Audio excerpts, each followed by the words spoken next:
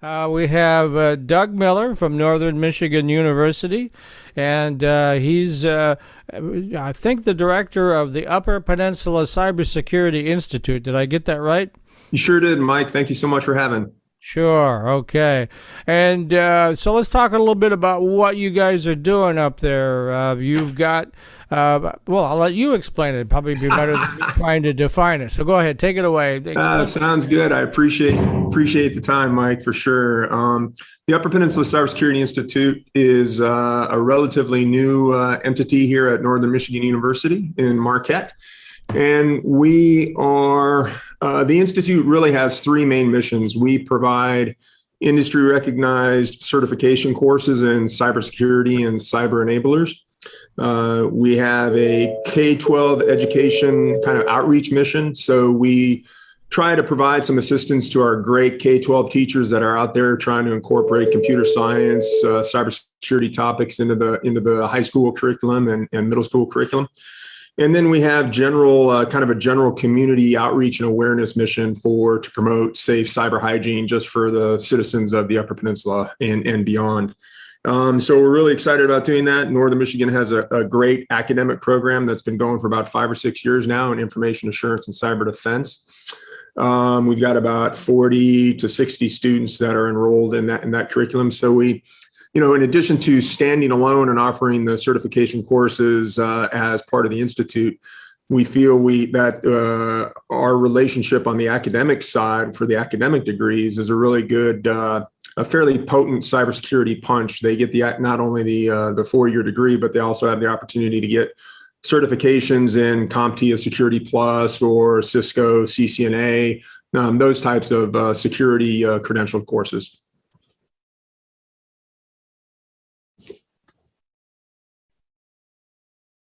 Oop, Mike, I think you're on mute.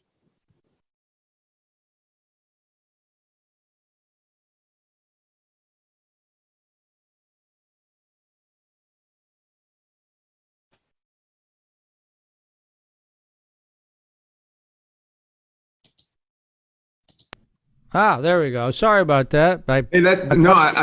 That's usually me, Mike. Yes. Well, I thought I was muting our next guest because she was in the bullpen, and I ended up clicking on the wrong button. So there are something like 7,000 or so jobs open for cybersecurity here in the state of Michigan alone, right? Yeah, you go. It's just a crazy amount of unfilled jobs out there. So if you go to, we pull those statistics from cyberseek.org, which is a great compilation of cybersecurity jobs out there in the United States, and then you can drill down into specific states. And pretty much any day of the week or month that you go to that site, you'll find that there's about 7,000 plus or minus 200 or so unfilled cybersecurity jobs in the state of Michigan. Okay. And now another thing that you guys are doing is in automotive cybersecurity training. Is that correct? It is. Yeah, we're really excited about this part of our curriculum and our certification programs. We've partnered with Grimm LLC, which is a great company that has a presence down in the Ann Arbor area. They are very heavily into automotive cybersecurity.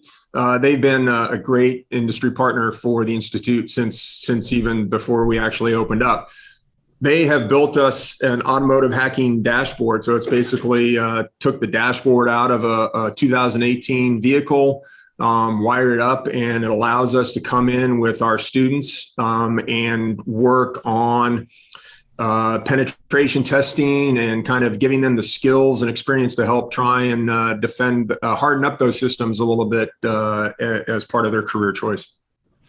And how long have you been doing that then? Is that just a recent development or? Just recent. We actually, and like with a lot of things, I'll blame some of the delay on the pandemic. We actually took possession of our system back in December and could not figure out a way to get them safely up here or to us to safely go down there for a number of months. And so we just finally were able to get the Grimm team up here a few weeks ago to do our actual in-person training. So that the timing was actually pretty good because we did that a couple weeks ago. And then the week after that, we sent a number of our students down to the Cyber Auto Challenge down in Warren. So actually the timing worked out pretty good. Yeah, let's keep our fingers crossed on the pandemic situation, right? So, Yeah, for sure. and certainly, folks, I should mention that you guys are in Marquette. Sometimes I'm sure there's some confusion with the other college that's in Houghton, right? Yeah, yeah, our great partners to the northwest for sure, Michigan Tech. Great school, university up there as well. We've been working with them, or trying to work with them a little bit on helping to get the word out. Look, it's cybersecurity is a team sport. There's so many unfilled jobs out there, and it's such a critical need that we need everybody pumping out as many cybersecurity professionals as we can to try and make a dent into this. Yeah. So anyway, getting back to your cybersecurity program, now how long has that actually been around? Is fairly new as well, right? Yeah, the on the academic side, Mike, we've had the program going for about 5 or 6 years now here at Northern. So the 4-year associate's degree or the 4-year bachelor's degree. Right. The institute itself has been open for about a year and a half. So we're on the industry certification side, the CompTIA, the CCNA, EC Council side. We've been going for about a year and a half. Quite honestly, it's been a bit of a challenge, but given that we were set up for remote training by the very nature of what we wanted to do, we've been actually able to hold, we've had 2 Security Plus courses, a few certified ethical hacker courses, a couple intro to cybersecurity courses that we've been able to run even through the pandemic. So we've put about 30 or 40 students through the institute, which is actually not too bad for the first year and a half during a pandemic, I don't think. Sure. Is there a maximum number of students you can deal with at any given time? Well, I guess so. There's always kind of an instructor to student ratio that you probably want to stay fairly close with too. But the vision from the NMU leadership up here has always been pretty great in that we wanted to be able to offer these courses remotely for students throughout the UP, so you don't have to physically be in person here to take the courses. Just on in-person class size, I've got room for about 10 or 15 people at a time in my classroom, but the number of folks that we can get out and reach virtually is significantly larger. Sure. I hope we run into that boundary here soon. Yes. So do you have a lot of students that have indicated they want to participate? And so in other words, do you have a waiting list or anything like that? We don't have a waiting list right now, but we're constantly getting inquiries about when our next courses are starting, getting people signed up, trying to generate interest in the Governor's Cyber Challenge and the Cyber Patriot stuff, all the great stuff that Tamara Shoemaker does downstate. So we try and help facilitate all of those things. And we realize a lot with the K-12 side that some of that is planting seeds. We want to make sure that the kids, even up here in the rural Upper Peninsula of Michigan, have the opportunity if they are interested in this as a career choice. Speaking of which, the physical in-class students versus the remote students, are they largely folks from the UP, or are you drawing from downstate or other states? We right now, Mike, most of it has been the UP, but we have actually had a few people from other states. There's one of the companies up here has got some employees over in Wisconsin and out in Colorado. They've actually been in on some of our courses as well. We've had a few folks from downstate from some of the other cyber hubs that are on the Michigan cyber range. So it's actually it's a pretty good setup.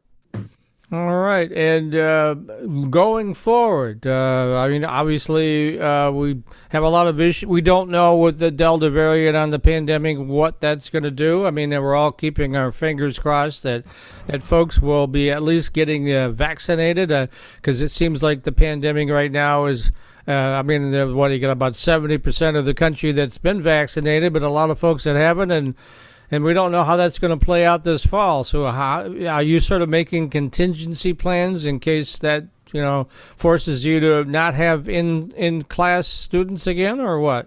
Yeah. again, planning for the worst, hoping for the best, for sure. If people can make it and are allowed to come in and can do so safely for in-person classes, that's always, quite honestly, a great option. There's just some things that are a little bit easier when you're in person, especially if you're talking the physical systems with the auto hacking dashboard, or doing stuff with K-12 kids and trying to get them on, Linux machines and inventor kits and all those types of fun things.